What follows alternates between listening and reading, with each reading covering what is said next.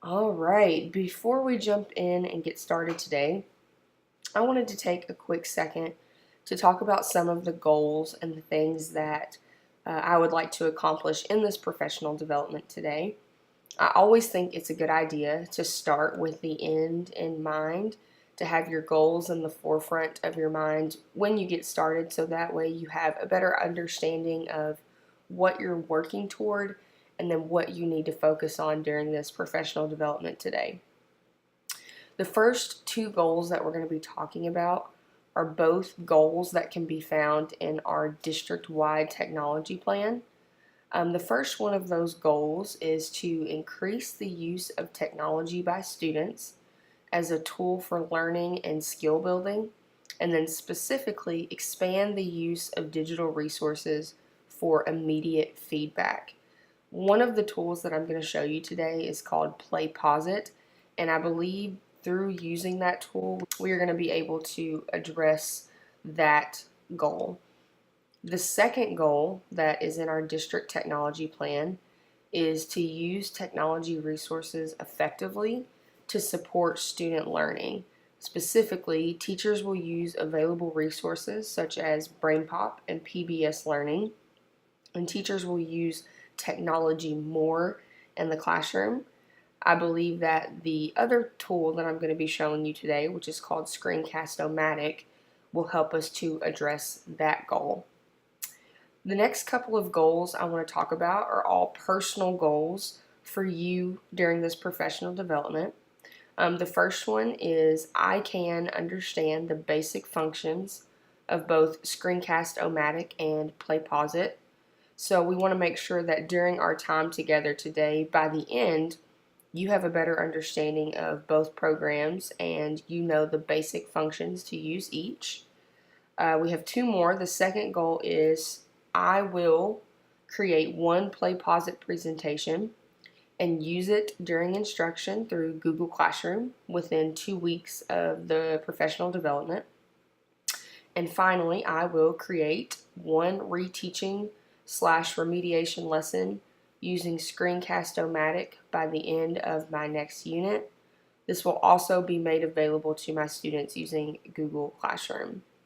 I just wanted to discuss those really quickly before we got started because, again, I think it's very important to know what we are working towards before we get started. Hi Kayla, I just wanted to start this off by saying thank you so much for watching this video for me. Thank you for being my guinea pig over the last couple of weeks and for emailing back and forth with me and for taking the time to respond to the survey that I sent you. I know that time is something that it never seems like we have enough of, and especially this year with you working on your K-tip binders, I know that that's a very stressful thing in and of itself. So thank you so much, and without further ado, we're going to go ahead and jump right in and get started.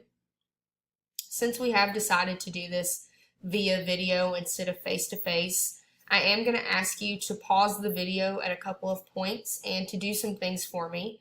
I have sent you directions to your email, and I also sent you a note-taking guide. So at this point, if you have not already printed those out, I'm going to ask you to pause the video really quickly and to do that. And if you have, we'll go ahead and continue. So I'm going to be showing you two different tools today that I personally think are really awesome. I actually had no idea what either one of these were until I started my master's program back in January. And since then, I've learned about both of these, and I see that they both have a lot of benefits in the classroom, both to us as teachers and to our students as well. One thing that I really like about both of these is that they're very compatible together. They can be used together in a lot of ways, and I'm hoping to kind of show you that throughout this PD. And another thing that I really like about them is they're both free, which is always awesome. And finally, they're both also compatible with Google Classroom, which is something I know that our district has really been pushing over the past year or year and a half. So that's another benefit as well. The first tool that I want to talk to you about today is called Screencast-O-Matic, and I am actually using Screencast-O-Matic to present to you right now. Basically, it is a free recording tool that you can use to record your screen. And it is compatible with Windows, it is compatible with Mac, which I'm using right now, and it's also compatible with Chromebook, which is really nice because I know our district, with the technology grant that we were given last year, is in the process of purchasing several Chromebook carts for each school. So that's another benefit as well. You have a couple of options with recording the way that you can with Screencast-O-Matic. Your first option, if you choose to do so, is to just record your voice. And then you can also do what I'm doing now, which is your voice and a video. So those are a couple of interesting things about Screencast-O-Matic. It's really simple to use, which is great. Simple is good. All you have to do to get started is go to the Screencast-O-Matic website, which I'm going to pull up right here. This is the Screencast-O-Matic website. Up here at the top, you can see the URL. It's just screencast-o-matic.com. When you get to the site, one thing that I really like about Screencast-O-Matic is that it doesn't require any downloads. It's always kind of leery to download things off the internet, especially when they're free. And with Screencast-O-Matic, you don't have to download anything. So that's another benefit to using it. When you log on, or when you go to the web page, you do have the option to create an account and to log in. I have found in my own personal experience, I have not necessarily needed an account for what I have used it for. So you don't have to have an account to use it, but you can create one. And there are some benefits to signing up for the account. Probably the biggest being that it's similar to a YouTube channel. So if you created your account and created your screencasts through your account, students could actually, if they had an account as well, could subscribe to you, and then they would have a resource that has all of your screencasts that you've made together in one place. So that is one benefit of going ahead and signing up for the account. Like I said, the account is free, so it doesn't hurt to go ahead and sign up for it if you choose to do that. Screencast also has the option, as you can see right here where it says GoPro. They do have a paid version of Screencast-O-Matic. It's $15. Like I've said, I haven't personally found the need to use the paid version. I can pretty much do what I want to do with the free version, but it does have some benefits, and I've kind of done some research on it. One drawback to using the free version is that your screencasts can only be 15 minutes long. With that being said, you can create as many 15-minute screencasts as you want to. So what I've done in the past is, if I hit my 15-minute limit, I just stop my screencast and start a new one. And the only thing is that they're not together, but you can do it that way. You can create as many 15-minute segments as you want to. With the paid version, the $15 version, there is no time limit. You can record for days if you want to.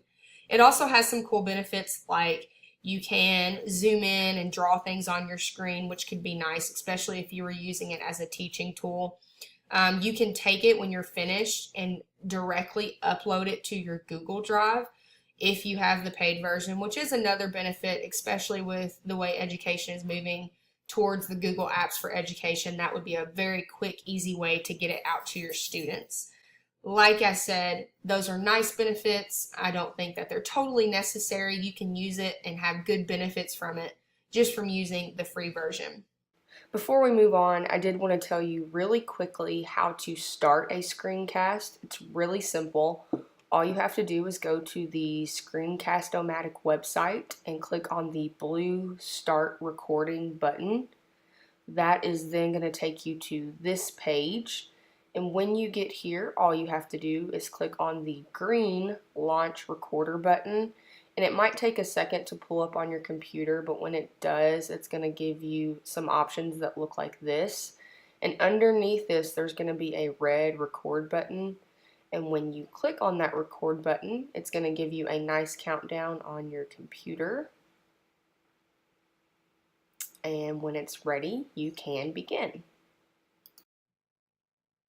So at this point, I do want to show you, after you finish recording a screencast, what it actually looks like when you stop the video. But I will show you before I insert that clip. It's very simple to stop a screencast. All you have to do is in the bottom corner of your screen, it is going to show you your timer, and then all you would do is hit this red button.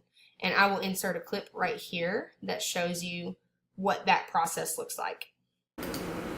So Kayla, when you get finished, it's going to look like this. You'll just hit that red button at the bottom of the screen, and then you've got the option here. If you don't like it, you can delete it, or you can click done. And then from here, you've got a few different options. You can, like I said, if you created the account, as you can see here, you could upload it directly to the Screencast-O-Matic website. You can upload it directly to YouTube, or you can save it as a video file, which is what I'm going to be doing here. And it is as simple as that. So after you actually finish your screencast, you can download it to your computer, and then you have a couple of different options of ways that you can actually get it to your students. One way, and this is what I've done in the past, is I've taken the video and just uploaded it to YouTube and sent it to my students that way. Another option, if you chose to do this, you could upload the video to your Google Drive. And I'm not going to go through the process of that in this video because that's not really the purpose of the PD. But if you have questions about how to upload a video to YouTube or to your Google Drive, feel free to ask me. It's very simple, and I would be more than happy to show you about that. But before we move on to the next tool, I want to talk about some benefits that I see to using Screencast-O-Matic in your classroom. I do think it has benefits, like I said, for you as the teacher and also for your students. So I'm going to give you a few ideas that I've had for my own classroom. And then on your note-taking sheet, I would like for you to jot down maybe a few ideas that you have for how you could use it in the future. So the first benefit that I see is I can really see this saving you, the teacher, a lot of time. And I think about that myself in the sense of like remediation and reteaching in my classroom. It is very difficult, at least in my experience, to find the time to fully reteach concepts to some of my students. You know, as teachers, I think that we always feel this rush to go, and to get through the content and get ready for that test at the end of the year. And sometimes when you have a handful of students who you know didn't truly grasp the content the first time that you taught it, and they took the test and they didn't do well, I think it can be really stressful to try to find the time to reteach them that content. And I've had the experience before, and I'm sure you have too, where you've told a group of students, you know, hey, I'll be here early tomorrow morning. Come in my room before school and we will work through this together. And you might tell 5 or 10 kids that, but then only 1 or 2 show up. And so in my experience, I kind of try to scramble to reteach to those students who don't show up, and I just don't have the time to do it. I don't have the time to reteach the same lesson 15 times to 15 different kids. So that's where I think screencasts could really come into play and really help out with that. So I think about it like if you had a PowerPoint or a Google Slides that you wanted to use for reteaching for a lesson, you could present it using your screencast. You could talk about everything just like you would in a regular classroom setting. And then you can upload your screencast, like I said, to YouTube or your Google Drive or your Google Classroom. And then students can complete it on their own time. They can do it before school, they can do it after school, or maybe even if they had some extra time in your class. So it would save you from having to repeat that lesson over and over again. So that's one benefit that I can see. Another thing that I think would be really beneficial is if students themselves got to create a screencast. And I will admit that I personally have not been brave enough just yet to try that out in my classroom, but it is on my to-do list of things that I hope to accomplish this school year. I do think that it would be really neat to have students create a screencast for a project. So instead of that traditional, here's my PowerPoint, they stand up in front of the class and present, or even here's my poster, they stand up in front of the class and present. I think that using Screencast would be a great way to incorporate technology and possibly help your students be a little bit more engaged, help them to be maybe a little bit more motivated to do that. Another benefit, I think, to having students create a screencast rather than standing up in front of the class and presenting is I think that it could help those students who are a little bit hesitant and shy to maybe feel a little more comfortable and open with that presentation process, because like I said at the beginning, you don't have to do this in video format like I'm doing. It can just be your voice, and so that might help those students who are a little bit more shy to feel a little more comfortable throughout a presentation. So at this point, I'm going to have you stop the video, and I would like for you to take a few minutes and just explore on Screencast. You might even create just a little 10 or 15 second screencast yourself just to kind of see what it's like. And I'm also going to ask you on your note-taking sheet to fill in some ideas of ways that you could see yourself using Screencast in your own classroom. So after you've taken 5 or 10 minutes to just explore on the program, I am going to have you hop back on here and we will continue with our second tool that I'm going to be showing you. All right, we are going to go ahead and jump right into the second part of our professional development today. The second tool that I want to show you is called PlayPosit. And like Screencast-O-Matic, PlayPosit is a completely free tool. And what you can do with PlayPosit is you can actually take videos from sites like YouTube and other streaming services, and you can insert them into the PlayPosit website. And then you can actually make them more interactive by inserting questions into the video that students have to answer as they watch. As you already know, PlayPosit is the platform that I am using to present this PD to you today. I did add you as a student, and I did that for a couple of reasons. First, I wanted to be able to collect some data from you, and you'll kind of understand more about that when we dive in and start looking at the website. But I also wanted you to have the opportunity to see what your students will see when they log in themselves, because it is pretty different from what the teacher sees. To access PlayPosit, it's pretty simple. All you're going to do is go to the PlayPosit website. As you can see up here, it's just playposit.com. Like Screencast-O-Matic, PlayPosit does have a paid version, the premium version, and it also has the free version. And students and teachers can both use the free version, but you do have to create an account. So to create an account, you'll go up here at the top of the screen in the upper right-hand corner, and you will click Join.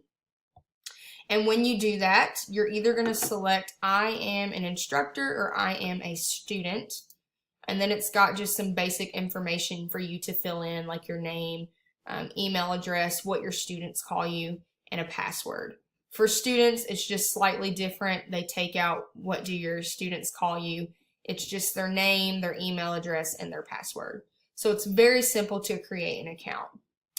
After you have created your account, you're going to go back up here to the top and click Login. And to log in, all you have to do is insert your email address and your password, and then you are ready to go. Like I said just a few minutes ago, when teachers log in, it looks very different from what it looks like when a student logs in. As you can tell, for teachers, there are lots of options to choose from that students don't see when they log in.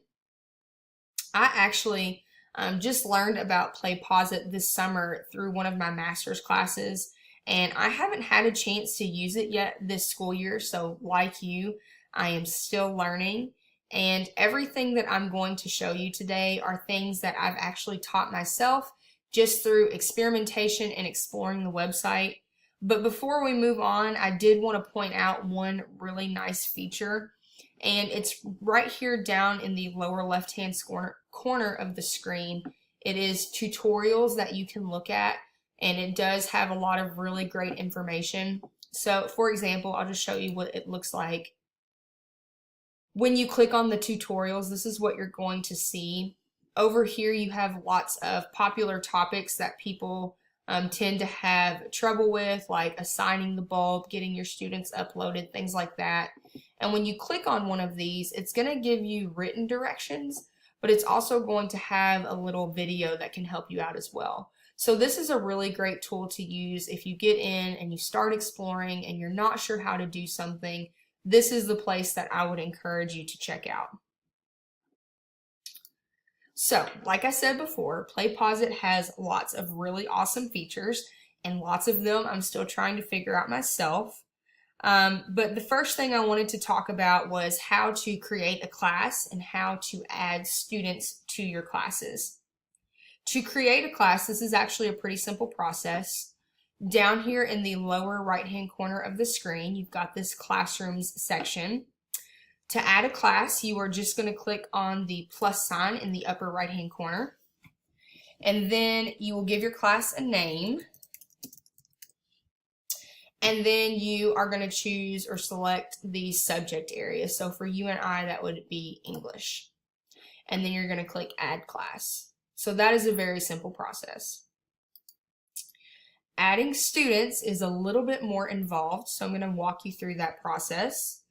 To add a student, you do have a couple of options of how you can go about this.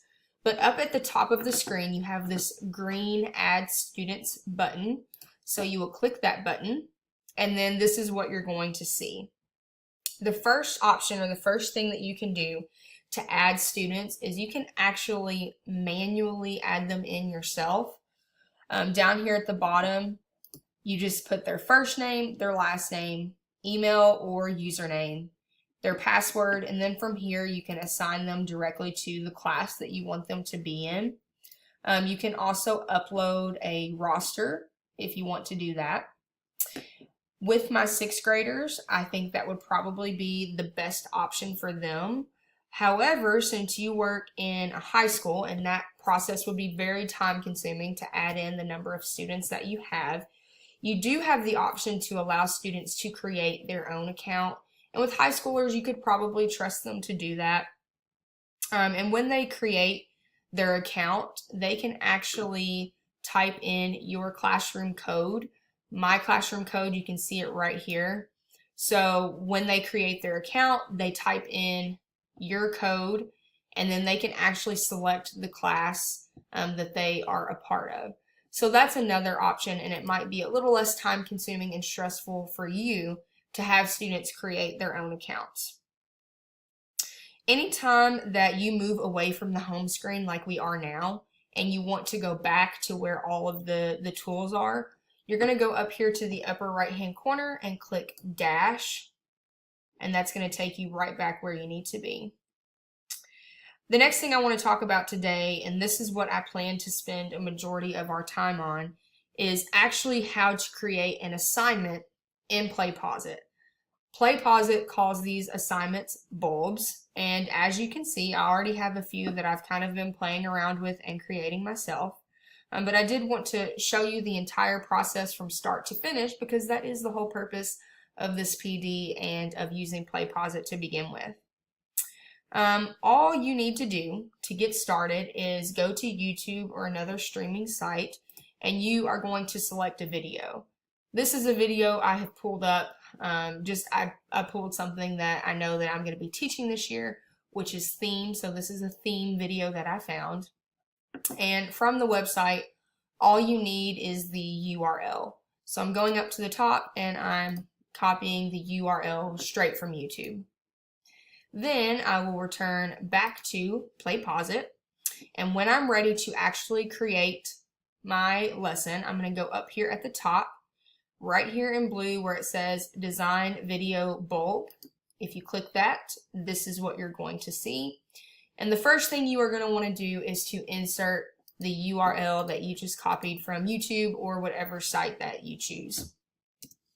It does take it a second to locate the video, but once it does, you are going to click on the blue Continue button. And then it asks for some information like the lesson title, the learning objective, and then you have your grade level, your subject area, and your subtopic. For this, I would probably select reading. And if you want to, you can also insert the standards, which is really great. Down here at the bottom, this is a tool that I kind of overlooked at first, but I think it actually is a really great thing. This allows students, if you select this, as they're watching the video and answering the questions, they can rewind and rewatch things that they've already seen before they answer the question.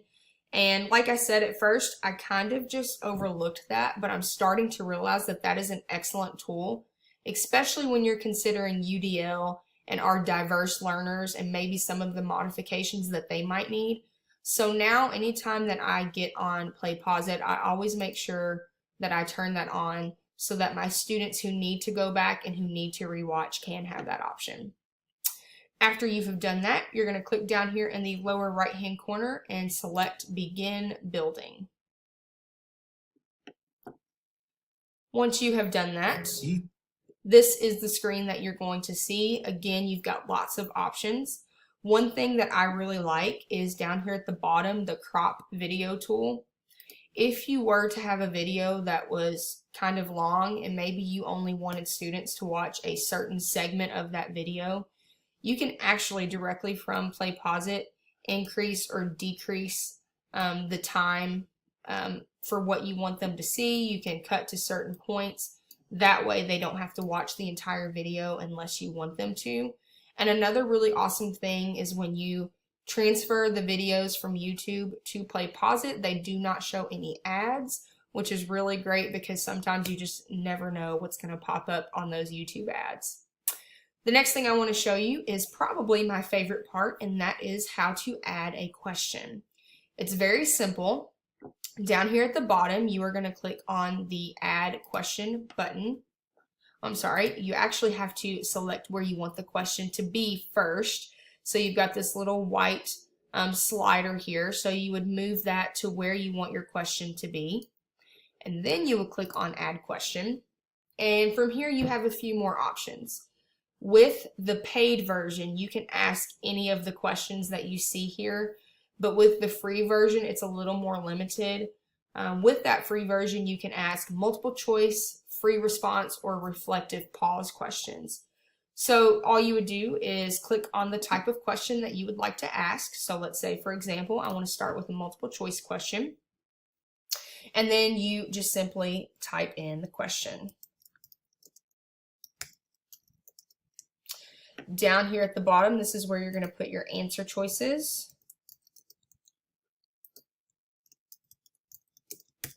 If you want to add more options, just click Add Answers.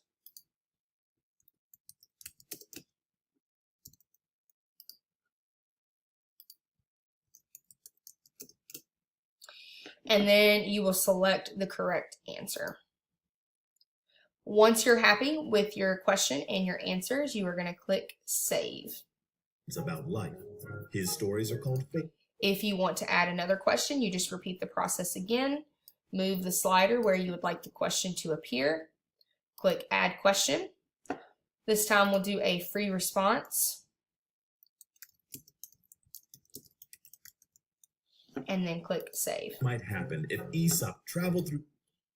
If you would like to see what your students are going to see, you'll click on this purple preview button at the bottom, and this is going to show you what your students will see when they are participating in your PlayPosit lesson. Aesop was a writer in ancient Greece who wrote dozens of stories to teach us lessons.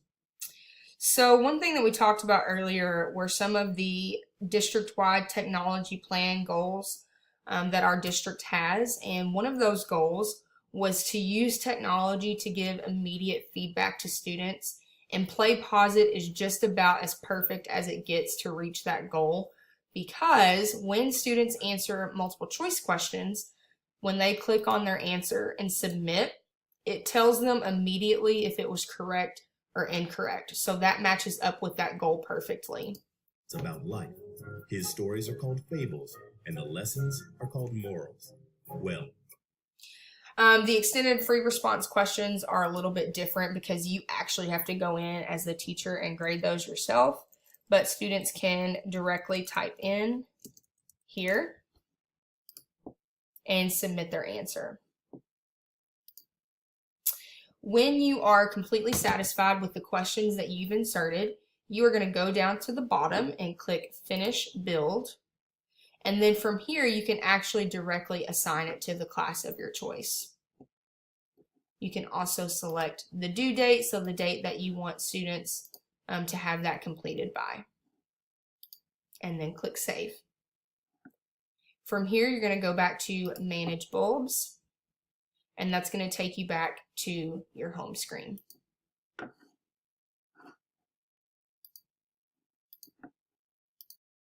The last thing that I want to show you about PlayPosit is how you can use this website to analyze data. So to view data for each of the videos or the bulbs that you have created, you will click on the Monitor tab in the upper right-hand corner of the screen. And then you're going to click on the class that you would like to view data for. So let's say, for example, I wanted to see data on this particular class. Again, I have not used PlayPosit with my students just yet, so I don't have a lot of data to go off of. But if you click right here on this gray Get Assignment Data button, it is going to show you the number of students who answered each question correctly. And I think this is a great tool to use for formative assessment because it is going to give you immediate feedback on the percentage of students who are getting it and the percentage of students are not, and the number of students who are understanding the specific concepts that you're asking in each question. So I think this is another really great feature of PlayPosit.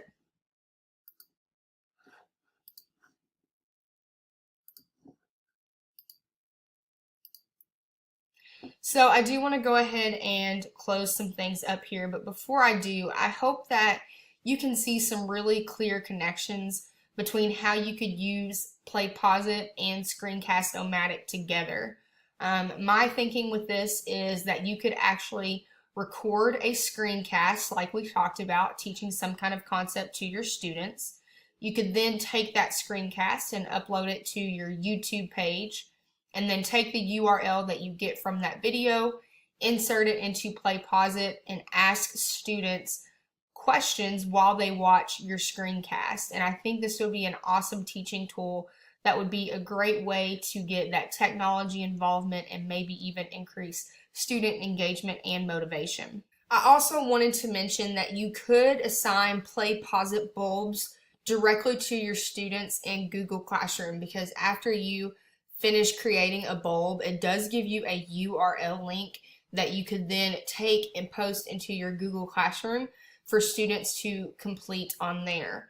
I think that this also would be a great way to incorporate technology into instruction, and not to mention how great it would be for all of your learners, since they can work at their own pace and they can rewind and they can do what's best for them. In closing, I would just like to say how much I really appreciate the time that you've taken to participate in this professional development with me. I hope that it was a beneficial process for you. I know it was beneficial for me. And if you have any questions, I would like you to please reach out to me and send those to me.